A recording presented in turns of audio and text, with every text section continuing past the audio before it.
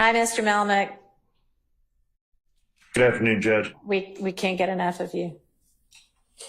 All right, so the reason I have asked again for you to join us, and thanks for doing this by Zoom at very short notice, but so I have essentially determined somewhat with agreement of the parties that we are just going to start over with Mr. Copeland, and he has an immunity. There is an immunity order in place. He has immunity protection.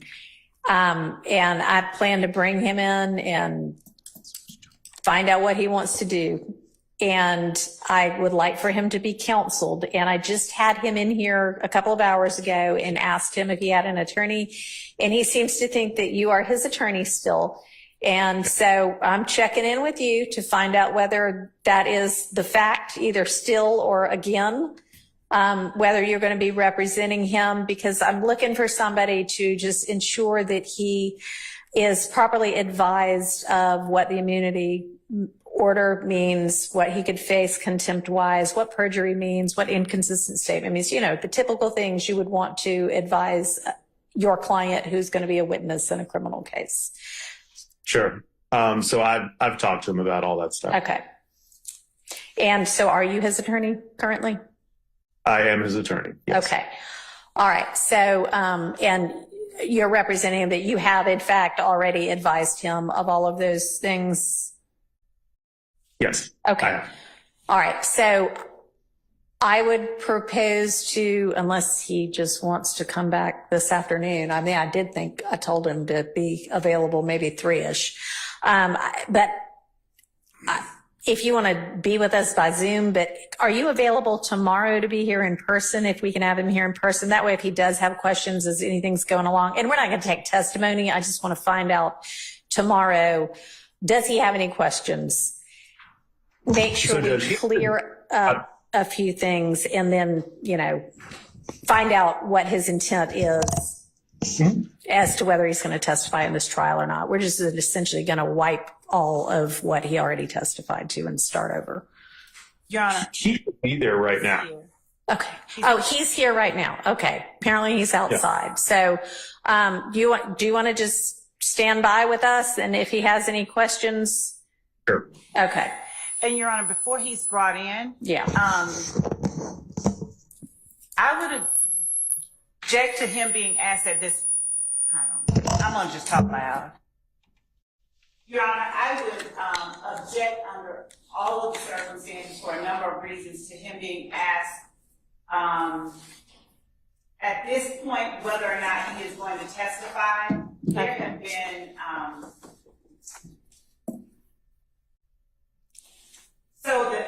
he's made statements. Obviously, the state has brought him in as their witness to proper testimony against people in the courtroom. Mm-hmm. And he's made representations, true or false, he's made them regarding concerns that he has. He's made them in previous interviews with investigators, not just here. Okay. So, Your Honor, in the interest of not having sort of the opposite effect on him, and I'm not suggesting the court would, I'm just suggesting that perhaps asking him at this point might have a When do you propose I ask him? Because if you're, I don't know exactly what you are suggesting, and I could be entirely off, but if you're suggesting that he has, are you suggesting he has safety concerns? Well, he has made statements about people being willing to have him killed. Okay. All right. Well, to the extent that those might be any of the people currently on trial, he is at some point going to have to sit in this witness box and say, with all of the defendants present, yes, I am going to testify because y'all are forcing me to because of the immunity order, or I do not care, throw me in jail, you know, essentially. So that's going to have to be in open court in front of everybody. So If that's your objection, It was just the timing of it.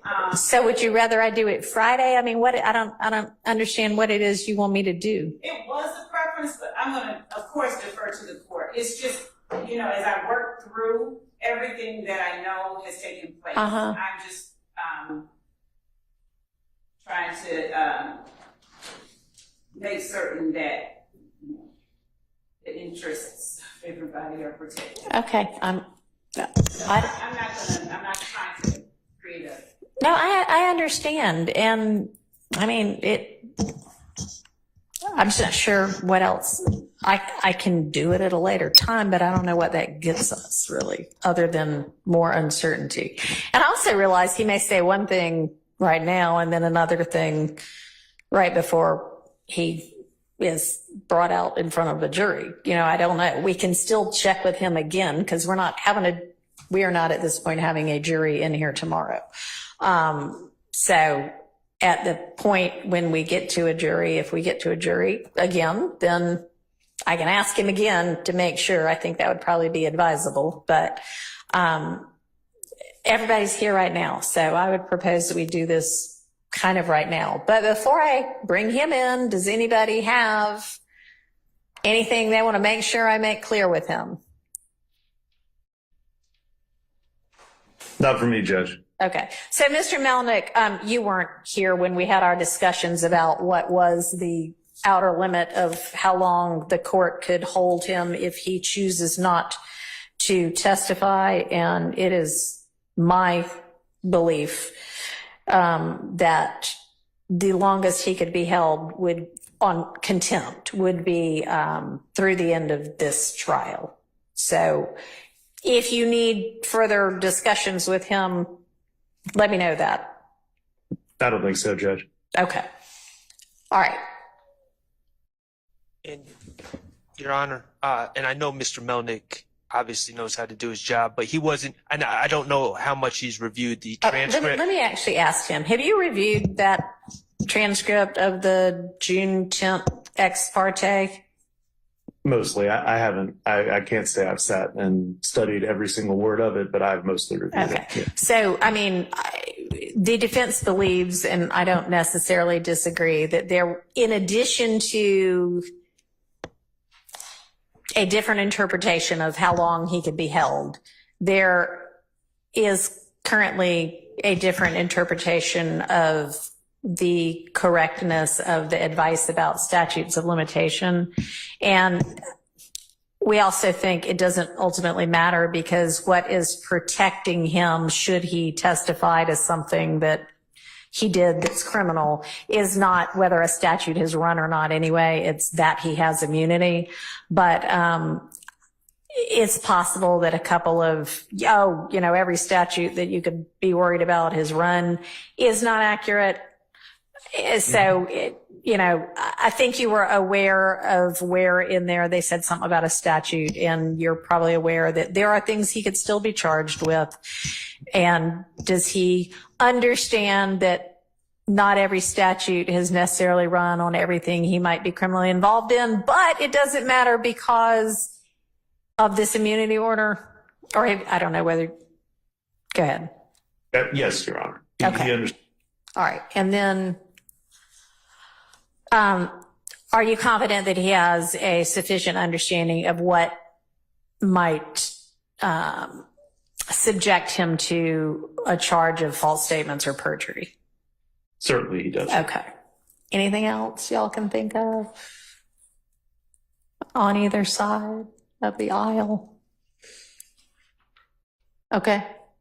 Yes, Judge. Can we inquire as to whether or not Mr. Melnick, and I'm sure he has had an opportunity to discuss with him any potential federal ramifications he may have in regards to his testimony here? Okay. And I my interpretation of the immunity order is use and derivative use. But of course, we're not the feds. And Your Honor, the court has every ability to do this, but I would object to counsel for the defense.